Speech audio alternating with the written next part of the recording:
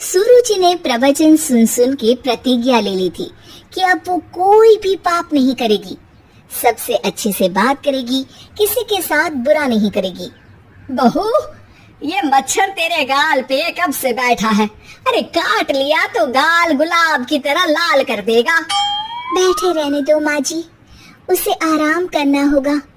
उसने मेरे गाल को अपना घर समझ लिया है, तो मैं उसे बेघर क्यों करूं? अरे ज्ञान की बारिश बाद में करना, अपने गाल का मच्छर हटा ले। मलेरिया हो गया तो तुझे आराम करना पड़ेगा।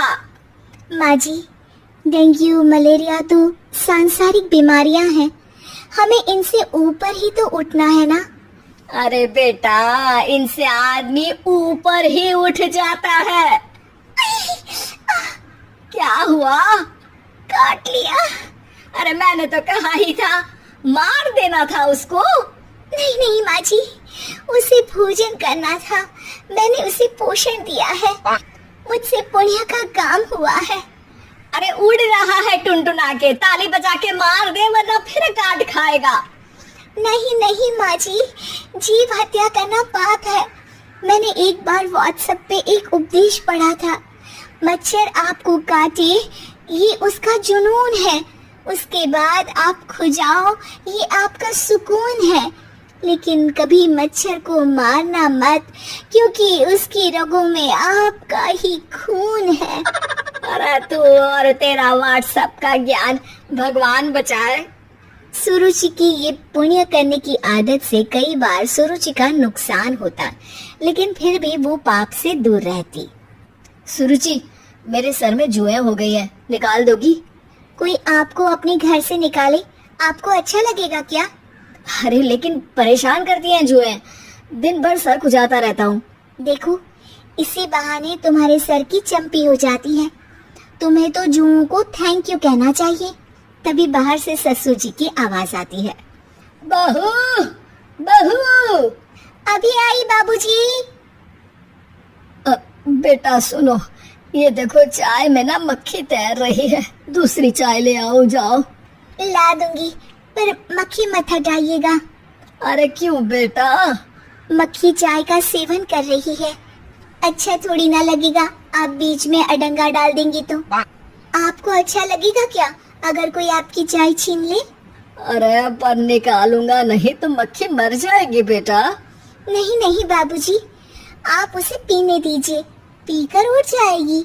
लेकिन बाबूजी मक्खी के साथ ही चाय पी जाते हैं।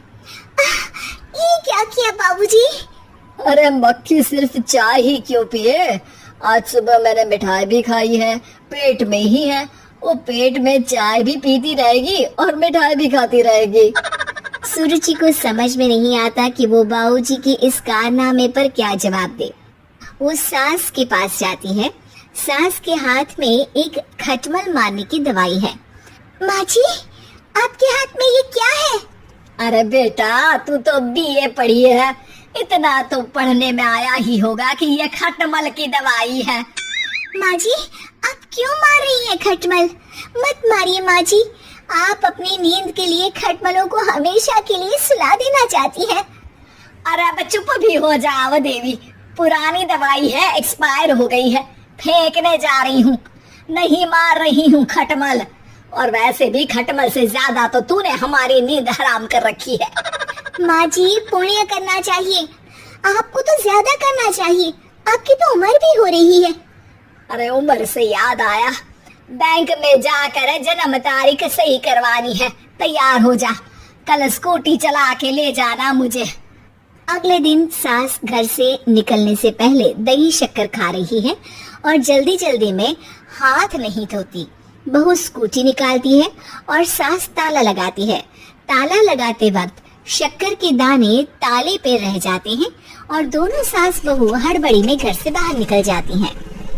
अच्छा हुआ कि तेरी स्कूटी में सेल्फ स्टार्ट है, वरना तू तो बोलती कि मैं किक नहीं मारूंगी, किक मार दी तो पाप लगेगा। माँ जी, इस तरह मजाक करना भी पाप होता है।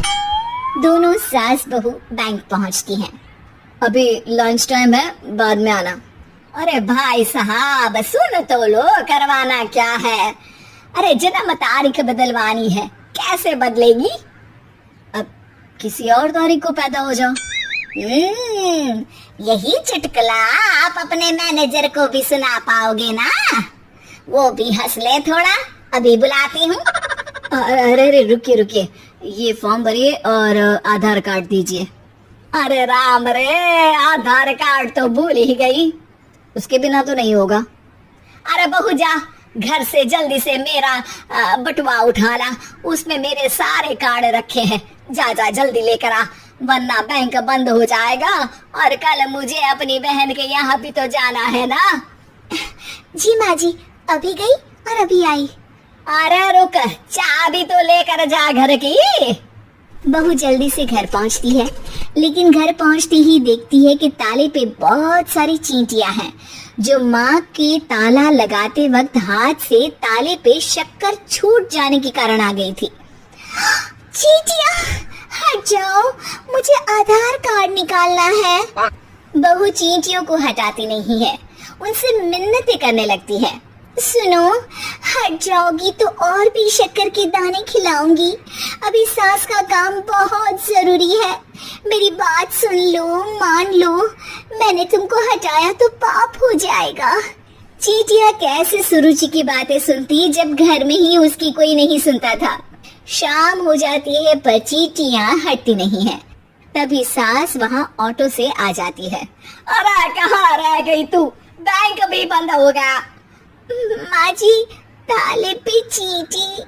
सास पूरा माजरा समझ जाती है और बहू से कहती है, एक बात बता, सोच के देख, अगर मुझे खून की बोतल चढ़ानी पड़ी और उस पर चींटी बैठी हो, तो बोतल से चींटियों को हटा के मुझे बचाएगी या चींटियों को वहीं बैठा रहने देगी?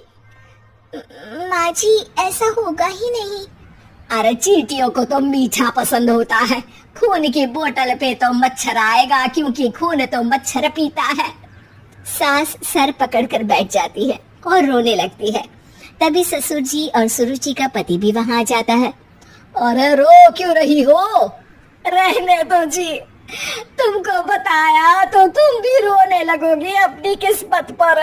अगले दिन सास अपनी बड़ी बहन के यहाँ चली जाती है।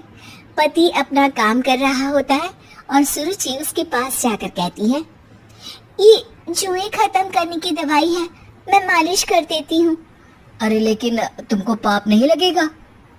अपनों की खुशी के लिए अगर छोटे मोटे पाप करने पड़े तो वो पाप अच्छे हैं जी। हाय दोस्तों, अगर आपको वीडियो अच्छा लगा होगा, मेरे को पता है, तो लाइक और कमेंट और शेयर भी करो और बेल आइकन को प्रेस करो ताकि आगे की वीडियो आप देख सको। और ऐसी नई वीडियो के लिए चैनल को सब्सक्राइब करो। सपोर्ट करो।